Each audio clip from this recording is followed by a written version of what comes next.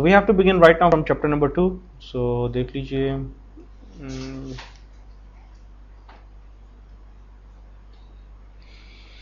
Ji configuring for recoverability.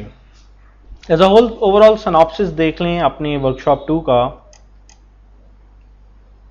Chapter number 1 is regarding ASM, ये आप सबसे बाद में पढ़ेंगे.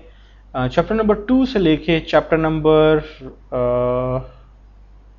10 it's pure with respect to backup and recovery.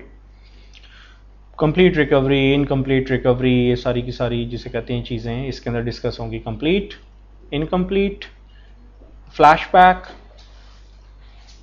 And same backup में hot backup, cold backup, incremental backup, वो सारी की सारी चीज़ें इसमें डिस्कस होंगी. ये चैप्टर एक दूसरे पे डिपेंडेंट है. कोशिश करें कि आपकी छुट्टी इन चैप्टर्स के दरमियान में नहीं हो. ठीक है. From chapter number 2 to chapter number 10. Chapter number like 11, 12 pure flashback के ऊपर हैं, ये भी बैकअप रिकवरी का हिस्सा है. Then from chapter number 13 to chapter number 20 they are independent topics. तमाम इंडिपेंडेंट टॉपिक्स हैं, किसी का किसी के साथ कोई लिंक, रिलेशन, नथिंग, कुछ नहीं. ठीक है. सो चैप्टर नंबर 1 ASM पे ये सेपरेट है. 2 से लेके 12 तक बैकअप रिकवरी, 10 चैप्टर. हमारा टाइम भी ज्यादा इन्हीं के ऊपर ही लगना है. बैकअप रिकवरी पे 10 चैप्टर. जी. सर इसके अलावा इंडिपेंडेंट परफॉर्मेंस ट्यूनिंग के चैप्टर भी हैं. हाँ जी. ये देखिए डायग्नोस्टिबिलिटी ADR के ऊपर, ऑटोमेटिक डायग्नोस्टिक रिपोजिटरी पे, ये मेमोरी मैनेजमेंट पे है. परफॉर्मेंस ट्यूनिंग के ये 2 चैप्टर हैं, 15 एंड 16, खासे इन डेप्थ चैप्टर हैं 15 एंड 16, जिसमें proactive performance tuning and reactive tuning है. Then chapter number 17 is regarding DRM, database resource management, और 19, 18 and 20 is regarding to scaler, DBMS scaler, अगर आपने DBMS जॉब्स बनानी है.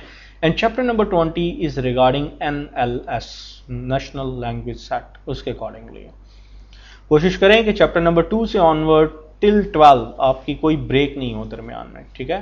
तो हमारा टाइम भी ज़्यादा प्रैक्टिकल है, खासा प्रैक्टिकल है, और कोई भी चीज़ थ्योरी नहीं है. थ्योरी जारी बात है, और अगर थ्योरी पढ़ेंगे भी तो विद रिस्पेक्ट टू प्रैक्टिकल ही पढ़ेंगे. सो चैप्टर नंबर इसकी everything like gone to be recorded. देख लीजिएगा वीडियो, साथ साथ में चेक करके बताएं. देखें मेरे पास असल में ना स्पेस प्रेशर है खासा, तो मुझे ये बता दें कि आपकी इन वीडियोज़ में से कोई वीडियो ख़राब तो नहीं है. अगर ख़राब है तो मैं आपको आपके सीनियर्स की कोई ना कोई रिटर्न बैक कर दूँ. ठीक है. एंड ये मुझसे ले लें सारी की सारी चीज़ें, बिकॉज ये मैंने वाइप ऑफ कर देनी है नेक्स्ट वीक तक. ठीक है. हाँ जी, ये आपकी सारी की सारी मैंने 18 चैप्टर तक की वीडियोस आपको पिछले वर्कशॉप 1 की कल दे दी थी सारी. उसमें से क्रॉस चेक कर लें. किसी किस्म का मसला है तो मैं आपको आपके सीनियर्स की दे दूंगा, एल्स इट्स ओके. तो मुझे तो ये वाइप ऑफ करनी है. लें जी, लेट्स बिगिन. बिस्मिल्लाहिर्रहमानिर्रहीम. चैप्टर नंबर 2 करंट 1 चैप्टर ये है कि आरमैन को कैसे इन्वोक करेंगे, डेटाबेस आर्काइव लॉग मोड में कैसे कॉन्फ़िगर करेंगे, मल्टीपल आर्काइव लॉग टेस्ट्स कैसे देते हैं, रिटेंशन पॉलिसीज क्या होती हैं, FRA क्या होता है, FRA के हमें क्या बेनिफिट्स वगैरह मिल सकते हैं. एज अ होल चैप्टर कोई इतना बड़ा चैप्टर नहीं है, लेकिन ये है कि ये आरमैन के साथ आपको एक नाउ हाउ के लिए क्वाइट गुड चैप्टर है. Purpose of backup recovery functionality. आज मेरी यार ग्लासेस भी कहीं रह गई हैं, तो स्क्रीन की तरफ देखना भी मसला है. बहरहाल बैकअप एंड रिकवरी 2 और 3 मेजर ऑब्जेक्टिव्स होते हैं बैकअप रिकवरी के. Number 1 data protection, number 2 data preservation, number 3 data transfer. 3 major objectives हैं.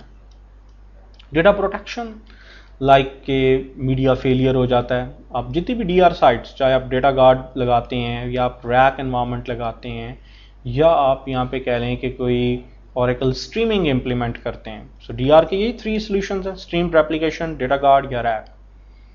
क्या बेनिफिट आपको देते हैं? लाइक नंबर 1 के मीडिया फेलियर, इससे प्रोटेक्ट करते हैं. नंबर 2 यूज़र एरर्स या एप्लीकेशन एरर्स. मीडिया फेलियर से if one side is down, stand by is there. User errors, किसी ने गलती से ड्रॉप टेबल कुछ ऐसी कमांड चला दी, अगर DR साइड आपकी 30 मिनट्स बिहाइंड है, वहां पे तो ये ट्रांजैक्शन अभी तक इंप्लीमेंट नहीं हुई होगी. ठीक है. And application errors, sometimes it happens कि एप्लीकेशंस मैल फंक्शनैलिटी शो करती हैं. देन आ जाती थी डेटा प्रिजर्वेशन.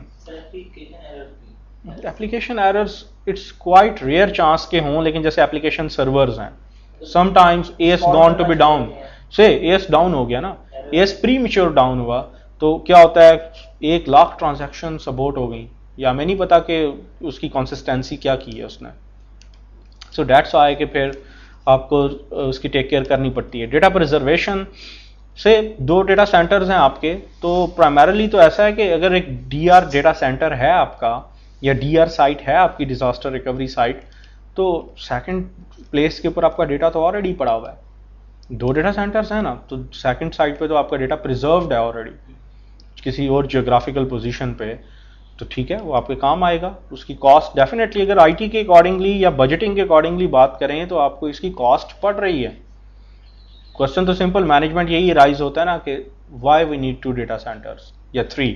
अगर ट्रायंगुलर मिररिंग या आप स्टेट ऑफ आर्ट 1 की बात करें तो आजकल 3 डेटा सेंटर्स बनाए जाते हैं 500 किलोमीटर अपार्ट, एटलीस्ट रिस्ट्रिक्शन है IEEE की तरफ से, ताकि अगर कोई कैटास्ट्रॉफिक एक्शन लाइक अर्थक्वेक या कोई इस तरह की चीज़ हो तो सर्वाइवल नोड हो आपके पास।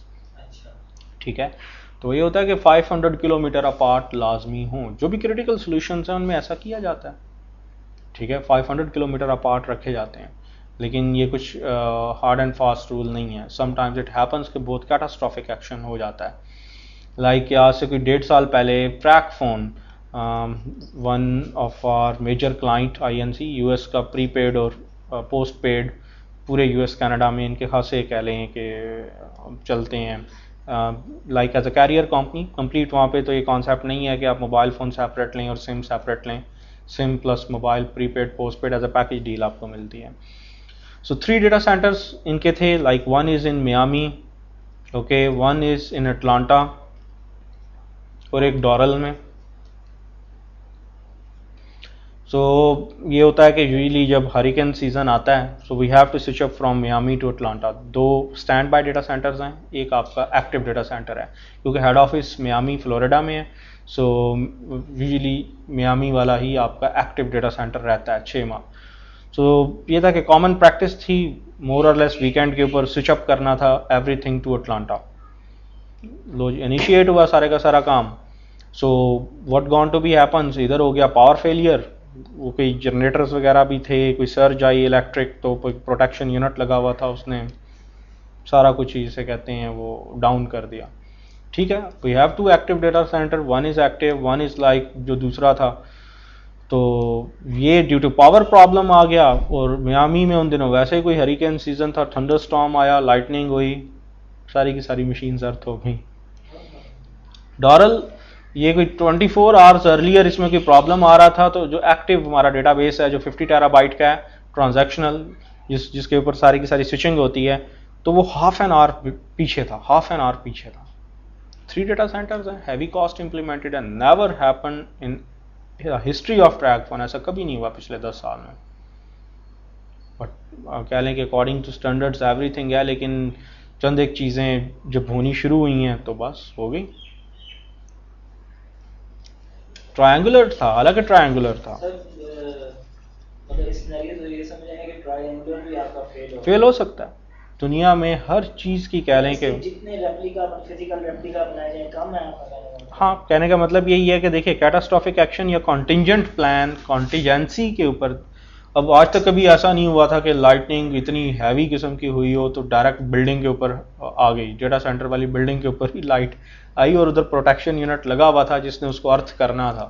उसने तो अर्थ किया, लेकिन क्योंकि डेटा सेंटर्स में आजकल आप इलेक्ट्रिक शील्ड का कॉन्सेप्ट ताकि जो होते हैं ना आपके ये डेटा सर्जर्स ये काम नहीं करें, जिसे हम कहते हैं डेटा मल्टीप्लेक्सर्स, वो डेटा सेंटर से डेटा स्टील कर लेते हैं, स्टीलर्स टाइप की चीज़ होती है, तो इलेक्ट्रिक शील्ड होती है। लाइक वो इलेक्ट्रिक शील्ड की वजह से उसने करंट ज़्यादा एब्जॉर्ब कर लिया तो सारी मशीन शट हो गई, बर्न कोई नहीं हुई पर शट, सारी की सारा उसको सर्च लगी तो शट हो गई।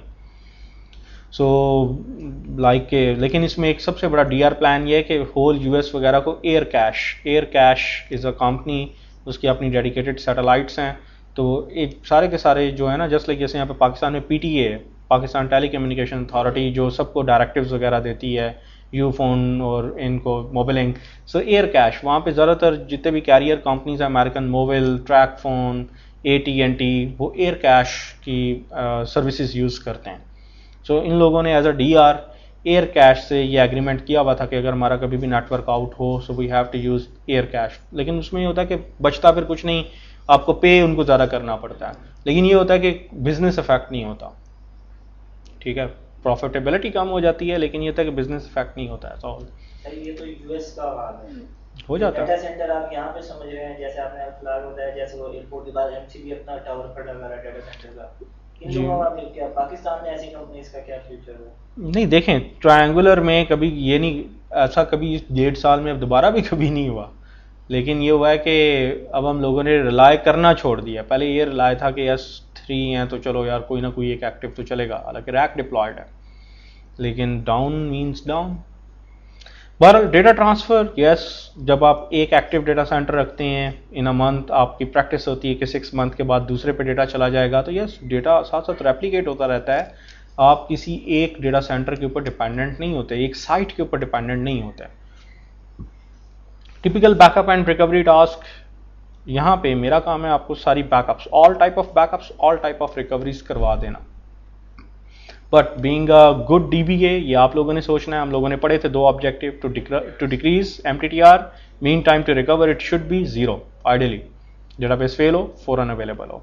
MTBF, mean time between failure should be maximized, infinity, अगर आज फेल हुआ है तो दोबारा कभी ऐसा ना हो। होल बैकअप रिकवरी, आपको मेरा यहाँ पे काम है तमाम बैकअप की स्ट्रैटेजीज, तमाम रिकवरी की स्ट्रैटेजीज पढ़ा देना, लेकिन आपका ये टास्क है कि इन 2 ऑब्जेक्टिव्स के अगेंस्ट डिजाइन करना डेटाबेस को। नंबर 1, डेटाबेस इस तरह से कॉन्फ़िगर हो कि वो लेस वल्नरेबल हो, जैसे कंट्रोल फाइल की मल्टीपल कॉपीज हों, हर रीडू लॉग ग्रुप के अंदर 2-2 मेंबर्स हों, तो डेटाबेस फेल नहीं होगी। अगर एक रीडू लॉग ग्रुप के अंदर एक ही मेंबर है, एक ही फाइल है, वो भी क्रैश हो जाती है, तो गए काम से। बैकअप स्केड्यूल्स डिफाइन करें, डिफरेंट टाइप्स के फेलियर सिनेरियोज, इसकी टेस्ट प्लान, सब चीज़ें इंप्लीमेंट होती हैं। लाइक जैसे रैक डेटाबेस है, अगर एक रैक डाउन होगा तो दूसरे रैक पे कैसे स्विच अप करेंगे, डेटा गार्ड क्या ये काम कर पाएगा, नहीं कर पाएगा। अगर बहुत बुरा सिनेरियो आ गया, मशीन सारी की सारी शट हो गई, आप अब रैक हार्डवेयर अवेलेबल ही नहीं, तो आप इस रैक डेटाबेस को as a non rack single instance database कैसे अप कर लेंगे, कितना टाइम लेगा, ये सब चीज़ें टेस्ट की जाती हैं। टेस्ट करके SOPs बना के उसके ऊपर उसकी टाइम एवरीथिंग लिखा जाता है कि भाई इतना टाइम टेकअप करेगा। Worst case scenarios, exceptional scenarios design किए जाते हैं और फिर उनको उस वक्त इम्प्लीमेंट किया जाता है। जैसे हम लोगों को लगे थे लाइक रात के उस वक्त 12 बजे थे US ईस्टर्न टाइम के अकॉर्डिंगली, और सुबह 2:30 बजे तक हम लोग एयर कैश के ऊपर टोटली स्विच अप थे, only 1.5 hour out of business थे, ठीक है। सो एक्सेप्शनल सिचुएशंस रेडी करनी पड़ती हैं। Monitor and trouble shoot backup and recovery environment कैसे आपकी करेंगे अगर कभी कुछ करना पड़ा तो। बैकअप्स की रिस्टोरेशन इतना इजी काम नहीं है, क्योंकि अगर डिस्क हो, छोटा सा इन्वायरमेंट हो, तो आप बहुत इजीली कहते हैं लाइक डिस्क के अंदर आप कोई सी भी इन्वायरमेंट, जैसे डेस्कटॉप अटैच स्टोरेज, जैसे आपके कंप्यूटर्स में SCSI या SATA या ID हार्ड डिस्क लगी हुई है, NAS है तो वो खासा ह्यूज इन्वायरमेंट है, SAN है तो वो उससे बड़ा है। अगर आपके पास सॉस ब्लेड स्टोरेज है या मॉड्यूलर स्टोरेज अरेज हैं, तो ये 1000 टेराबाइट की एक MSA डिवाइस बिगिन होती है, ठीक है। अब SAN है तो ये 100 टेराबाइट्स तक के यूनिट्स मार्केट में अवेलेबल हैं, ठीक है। NAS ये भी 50 टेराबाइट के अवेलेबल हैं। डेस्कटॉप अटैच स्टोरेज आजकल एक आम 1 टेराबाइट की हार्ड ड्राइव्स आ चुकी हैं मार्केट के अंदर, और हार्डली आपको 10-10 हज़ार में मिल जाती है ये जो आप अपने डेस्कटॉप में लगाते हैं। वाइल अगर हम रिस्टोरेशन में टेप की बात करें तो as simple as 1 tape drive, जिसे हम टेप स्पिनर भी कहते हैं, टेप रैप्टर यूनिट लाइक जिसके अंदर जस्ट लाइक जैसे DVDs और या tape library, tape media library, huge library है तो Legato would be there, robotic arms लगे होंगे, 0.1 सेकेंड के अंदर वो आपके स्पिनर में डाल देते हैं उस टेप को। सो यहाँ से इवन के अगर बैकअप्स लेके बहुत ज़्यादा रख भी दिए तो हमें ये रिजॉल्व करना पड़ता है कि भाई किस टेप कौन सी टेप्स थी स्पूल एरिया के अंदर जहाँ पे आपने डेटा लिखा, अब वहाँ से आपको latest backup, it should be a valid backup जहाँ से आपको रिस्टोरेशन करनी है। एंड देन अगर पॉइंट इन टाइम रिकवरी करनी पड़े, PIT, point in time recovery, not complete recovery, it's called incomplete recovery. Sometimes ऐसा हो जाता है, 12 अभी डिफाइन करेंगे कि कब आप लोगों को ये चूज करना होता है। Anyhow, Oracle Backup and Recovery says कि RMAN is a quite good tool, ठीक है, आपके सिलेबस में दो ही टूल्स हैं, फिजिकल बैकअप के लिए आरमैन एंड लॉजिकल बैकअप के लिए data pump. Data pump EXPDP IMPDP जिसे आप लोगों ने कल यूज़ किया था, वो तो हो गया logical backup. And for physical backup RMAN, ये दो ही आप लोगों ने अपने होल सिलेबस में यूज़ करने हैं।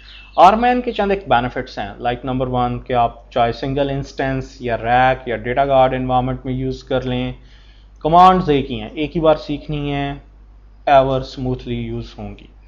इंक्रीमेंटल बैकअप्स टेकअप कर देता है दोनों पे, बैकअप सेट पे भी और इमेज कॉपी पे भी, चाहे इमेज कॉपी हो चाहे बैकअप सेट हो, इंक्रीमेंटल बैकअप्स दोनों के ऊपर टेकअप करवाता है। देन ब्लॉक मीडिया रिकवरी जिसे हम BMR कहते हैं, कि अगर पूरी डेटा फाइल में एक ऑरेकल ब्लॉक करप्ट हो गया या 2 करप्ट हो गए या 10 करप्ट हो गए, अब पूरी की पूरी terabytes of size of data file को रिप्लेस नहीं करें, सिर्फ ये 5, 10 या 20 ऑरेकल ब्लॉक्स रिपेयर करवा लें। जैसे आप बैकअप सेट बनाते हैं तो अनयूज्ड ऑरेकल ब्लॉक्स उसमें नहीं जाते। कंप्रेशन लाइक bzip2 है, zlib है, हमारे पास सो मेनी एल्गोरिदम्स हैं, वो आप यूज़ कर सकते हैं जो कि राउंड अबाउट 80% तक कंप्रेशन करते हैं। CPU time no doubt take up करते हैं बट 80% तक कंप्रेशन कर देते हैं। TD transparent data encryption by default AES 128 advance encryption security algorithm 128 use करता है। 256 भी यूज़ कर सकते हैं, DES एल्गोरिदम भी ये यूज़ करता है। ये आप इसमें complete oracle wallet manager OWM embedded है, जिससे आप इसको 100% यूज़ कर सकते हैं ना। आरमैन सिर्फ ट्रांसपेरेंट डेटा इंक्रिप्शन ही यूज़ नहीं करता, आप अगर अपना टोकन बेस्ड मैकेनिज्म या हाइब्रिड मैकेनिज्म भी देना चाहें तो you can do that one. ठीक, so RMAN is a quite beautiful tool right now, आप छोटे लेवल पे कह सकते हैं, ह्यूज लेवल पे, लेकिन आरमैन के चंद एक ड्रॉबैक्स भी हैं। ड्रॉबैक्स ये हैं, ये ऑपरेटिंग सिस्टम का बैकअप नहीं लेता, ये ओरेकल होम का बैकअप नहीं लेता। अगर ओरेकल बाइनरीज करप्ट हो गई, मशीन बर्न होगी या कुछ ऐसी चीज़ होगी तो you would be out of business. Legato या वेरिटास क्लस्टर्स जो थर्ड पार्टी सॉफ्टवेयर्स हैं, वो आपके ऑपरेटिंग सिस्टम का like block by block backup ले लेते हैं, जो जस्ट लाइक जैसे Solaris 10 है, वो सेल्फ हीलिंग एरियाज के साथ भी आया हुआ है। अगर आप क्लस्टर्ड Solaris 10 डिप्लॉय करते हैं so you can go back, आप चाहे 72 आवर्स अर्लियर पे जाना चाहें। बहरहाल ये सारे के सारे फीचर वेंडर स्पेसिफिक हैं। Now RMAN is quite capable enough कि आप मल्टीपल डेटाबेसेस के ऊपर लॉग इन हो सकते हैं। 3 डेटाबेसेस आप यहाँ पे पढ़ेंगे, target database, recovery catalogue database, auxiliary database. आप साइमल्टेनियसली 3 डेटाबेसेस के साथ कनेक्टिविटी कर सकते हैं यूजिंग आरमैन, और यहाँ पे हम करेंगे भी लाइक टारगेट जिसकी बैकअप रिकवरी करना है, रिकवरी कैटलॉग जिसमें आपका मेटा डेटा स्टोर है, ऑक्सिलरी लाइक जैसे स्टैंड बाय डेटाबेस आपकी हो गई डेटा गार्ड में, या TSP-ITR DB हो गई, या आपके पास कह लें TSP-ITR इंस्टेंस हो गया, तो वो these are all known to be as your auxiliary DBs। बहरहाल जब अभी टाइम आएगा तो देखेंगे। टाइप ऑफ कमांड्स, आरमैन पे लॉट ऑफ टाइप की कमांड्स यूज होती हैं, some are stand alone and some are job commands. अगर आप आरमैन की बात करें सो लुक एट, ये देखिए आरमैन, अगर मैं यूं लिखूं कनेक्ट टारगेट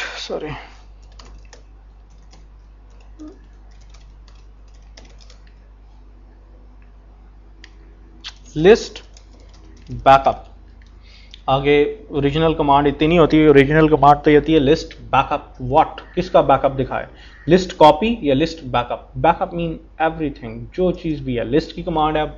तो ये देखिए लिस्ट की कमांड क्या कर रही है, एज अ होल जितने भी बैकअप्स हमने पुराने लिए हुए वो हमें दिखा रहा है कि कितने बैकअप्स हैं, कब लिए, किस टाइप के हैं, सब इन्फॉर्मेशन आपको दे रहा है। यहाँ पे रिपोर्ट की कमांड होती है, लिस्ट की कमांड होती है, लॉट ऑफ कमांड्स होती हैं, दीज आर स्टैंड अलोन या इटसेल्फ। अगर आपने आरमैन का कोई डायरेक्टिव सेट करना है, से मैं लिखता हूँ show all, these are all directives. Configure के बाद डायरेक्टिव और आगे उसकी वैल्यू।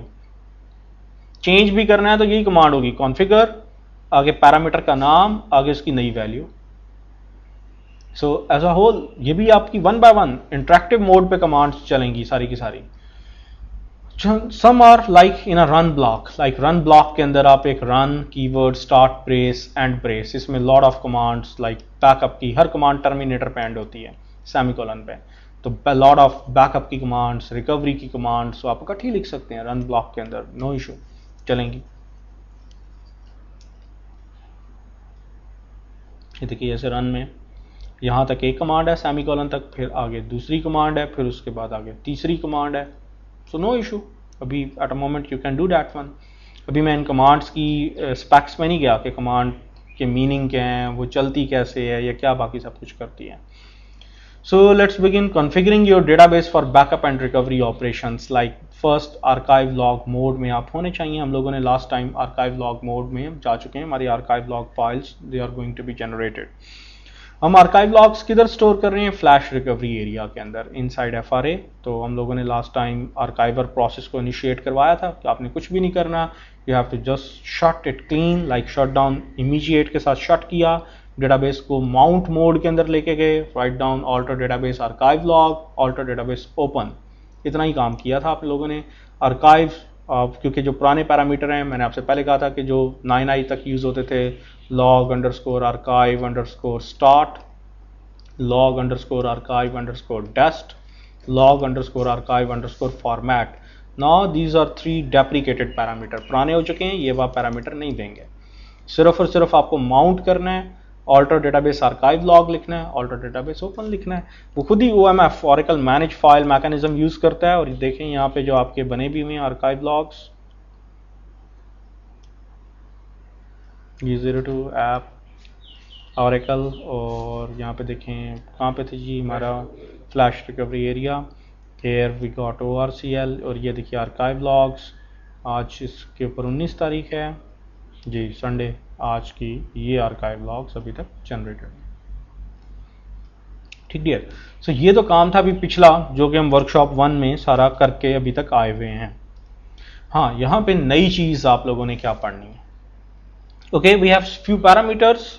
देखिए पैरामीटर्स जो मैं अभी let's we have to log in on a database और चेक कर लेते हैं कि हमारे पास पैरामीटर्स क्या क्या हैं।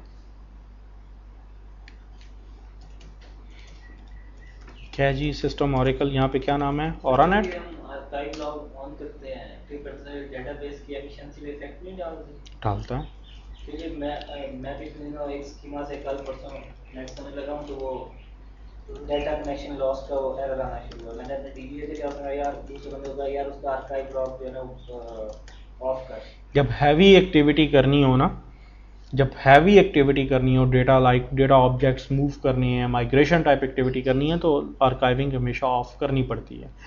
अदरवाइज वो आर्काइव लॉग इतनी हैवी जनरेट करता है और इतनी स्पीडीली जनरेट करता है कि डेटाबेस की परफॉर्मेंस बैठ जाती है। प्रोडक्शन की नहीं, टेस्टिंग वगैरह या जो बाकी होती है उसमें करना पड़ता है। प्रोडक्शन तो मजबूरी है ना, हाँ, प्रोडक्शन पे नहीं आप ऐसा कर सकते, वहां पे तो सफर करना पड़ेगा, एल्स वो एक बार आपने आर्काइव डिसेबल किया तो सारे पिछले बैकअप्स उसके इनवैलिड हो जाएंगे। सॉल्यूशन क्या है कि आर्काइविंग भी चलता रहे और हमारा वो यूजर भी डिस्टर्ब ना हो, तो इसकी भी होती होगी परफॉर्मेंस ट्यूनिंग वगैरह। हाँ, रियली इंस्टेंस ज्यादा कर लेते हैं, या आजकल जैसे 11G के अंदर एक कॉन्सेप्ट है 10 times in memory cache, flash cache and 10 times in memory cache. तो अपने डेटाबेस को स्विच अप कर देते हैं आप 10 टाइम्स इन मेमोरी कैशे के ऊपर, उससे परफॉर्मेंस आपकी कह लें कि कोई कॉन्सिडरेबल इफेक्ट नहीं होती। या अगर फ्लैश कैशे इनेबल कर दें उसको, ओहो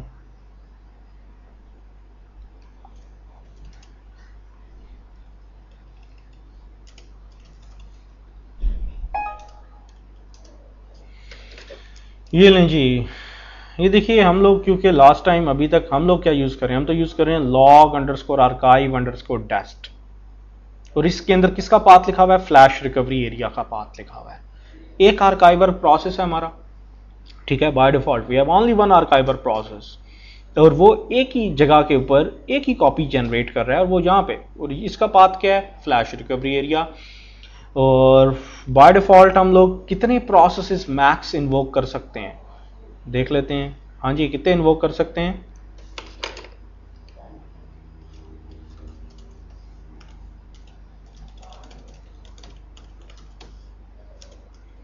कहां से करें, बीजी प्रोसेस है। इसमें देख लें बैकग्राउंड प्रोसेस में आपके आर्काइवर प्रोसेसेस कितने यानी होते हैं।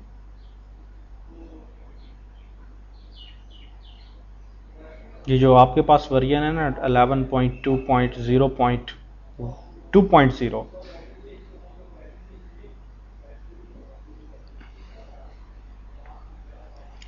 ARC 0 से लेके 30 है, ARC T तक 30। सो डेट्स वाई कि यहाँ पे देखिए जब आपने यहाँ पे डेस्टिनेशन भी लॉग आर्काइव डेस्ट 1 से लेके कितनी डेस्टिनेशन हैं 31, लॉग आर्काइव डेस्ट 31 है।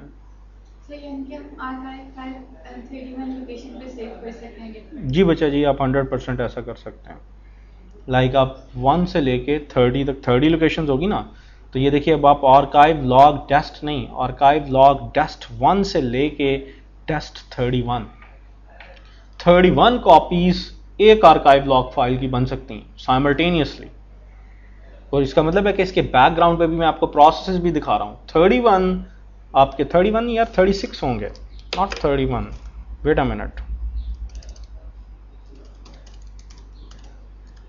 पीजी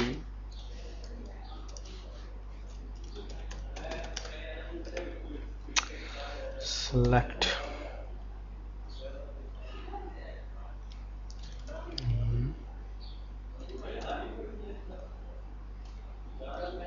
स्पेल चेक कर लीजिएगा, डिस्क्रिप्शन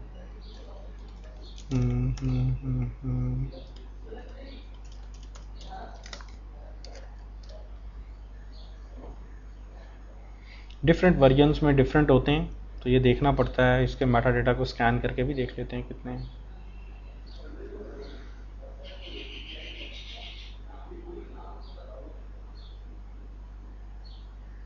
हाँ जी,